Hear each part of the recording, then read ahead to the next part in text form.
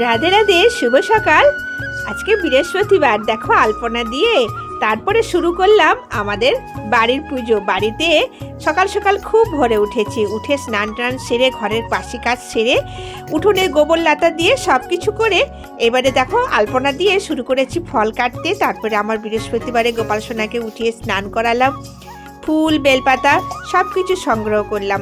অবশ্য বাজার থেকে কিনে আনা হয়েছে ফুল বেলপাতা সব কিছু, আর কিছুটা ঘরে ফুল ছিল সেটাকেও জোগাড় করলাম। আর এই যে সব রকমের ফল কেটে আমার গোপাল সোনাকে, লক্ষ্মী নারায়ণ, রাধা মাধব সবার জন্য এক এক করে প্লেটে সাজিয়ে দিলাম। তো এইরকমভাবে আমি প্রতি বৃহস্পতিবারে পুজো করি। আর ঘট অবশ্যই পাতি, ঘটের উপরে একটা থাকে কলা, হ্যাঁ অবশ্যই, আর থাকে আমার কাছে জল শঙ্খ, অবশ্যই জল শঙ্খ। পুজো তো কমপ্লিট করলাম, তারপরে রান্না বাড়া করলাম। এই যে বাঁধাকপি কাটলাম, খুব সুন্দর বাঁধাকপি তরকারি, আলু মাখা, ডাল, এসব করে মুগের ডাল অবশ্য সব কিছু করে দুপুরবেলা খাওয়া দাওয়া করলাম। রাধে রাধে।